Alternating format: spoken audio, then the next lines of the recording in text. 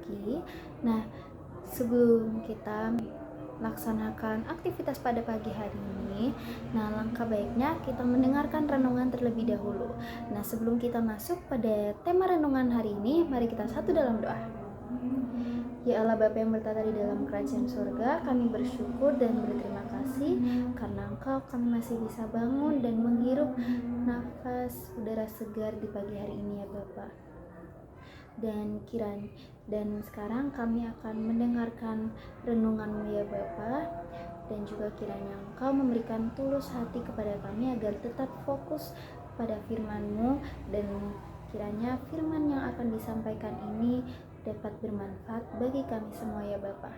Kami sudah berdoa dan mengucap syukur, haleluya, amin. Renungan pada pagi hari ini itu terambil dalam kitab surat Yakobus 1 ayatnya yang kedua sampai yang ketiga, yang mengatakan, saudara-saudaraku, anggaplah sebagai suatu kebahagiaan apabila kamu jatuh ke dalam berbagai-bagai pencobaan, sebab kamu tahu bahwa ujian terhadap imanmu itu menghasilkan ketekunan.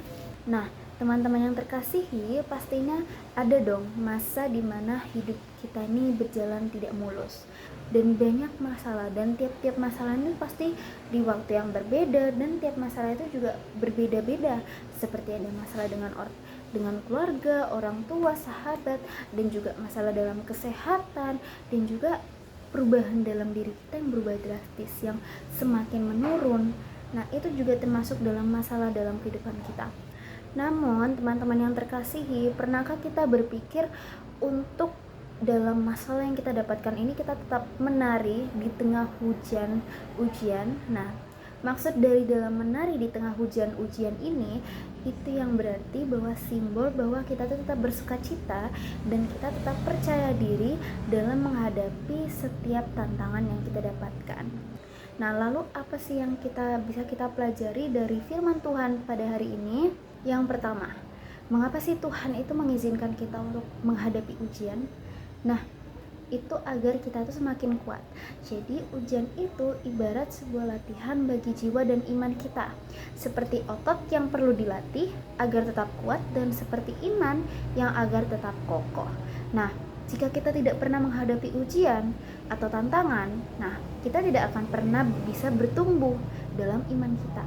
Seperti orang yang terus-menerus menghindari kesulitan, ia tidak akan siap menghadapi segala tantangan, dan ia tidak akan bisa menghadapi semuanya yang lebih besar di masa depan nanti.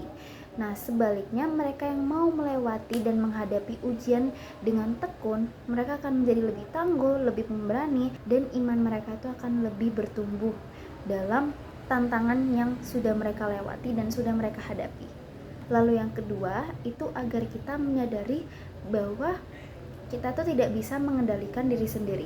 Jadi kadang itu kita kan merasa bahwa segala sesuatu itu dihadapi dengan kekuatan sendiri. Namun saat ujian datang, kita tuh diingatkan bahwa kita tuh memiliki keterbatasan. Di saat seperti itu, kita diajak untuk berserah dan percaya kepada Tuhan. Kita membiarkan Tuhan yang bekerja dalam hidup kita. Tetapi bukan berarti kita pasrah dalam hidup kita, melainkan kita tuh belajar untuk bergantung dan berserah kepada Tuhan, dan untuk tidak bergantung kepada diri sendiri. Nah, ujian itu mengajarkan kita untuk berdoa lebih bersungguh-sungguh, mencari Tuhan lebih dalam, dan percaya bahwa Dia itu selalu ada di samping kita. Lalu yang kedua, bagaimana cara menari dalam hujan-ujian? Nah, yang pertama itu belajar bersyukur dalam segala keadaan. Jadi salah satu kunci utama dalam bersukacita di tengah hujan-ujian ini yaitu bersyukur. Nah, mungkin sulit bagi kita untuk terkadang bersyukur, tapi tidak ada alasan kita juga untuk berterima kasih. Nah, coba pikirkan hal-hal kecil yang masih bisa kita nikmati, seperti udara segar, juga nafas yang masih diberikan kepada kita. Itu adalah sesuatu kesempatan untuk memulai sesuatu yang baru. Nah, maka dari itu kita tuh harus bersyukur, yang berarti kita tuh menutup mata terhadap masalah dan tetapi lebih memilih untuk fokus pada hal-hal baik yang Tuhan berikan kepada kita. Lalu yang kedua, membangun pola pikir yang positif. Nah, apa yang kita pikirkan itu akan sangat mempengaruhi bagaimana apa yang kita jalankan. Nah, jadi jika kita terus-menerus memikirkan hal negatif, kita tuh akan semakin tertekan dan akan semakin ketakutan dalam menghadapi ujian. Nah, sebaliknya jika kita memilih untuk tetap berpikir positif dan tetap lebih percaya diri, maka kita mudah melihat bagaimana solusi yang ada dalam masalah ini. Nah, menari dalam hujan ujian itu berarti mengubah pola pikir kita, yaitu dari melihat kesulitan sebagai hal ketakutan dan kecemasan, dan menjadi melihatnya sebagai sebuah peluang untuk kita tuh bertumbuh dalam iman kita, dan untuk kita juga semakin dewasa dan mau menghadapi segala kesulitan yang kita alami. Lalu yang ketiga, tetap melangkah meskipun itu sulit. Nah, ketika kita menghadapi ujian, itu pastinya ada dua pilihan, yaitu yang pertama untuk berhenti, dan yang kedua, apakah kita tetap maju. Kita itu harus tetap melangkah dan tetap maju dengan keyakinan bahwa Tuhan itu selalu menyertai, selalu ada di samping kita.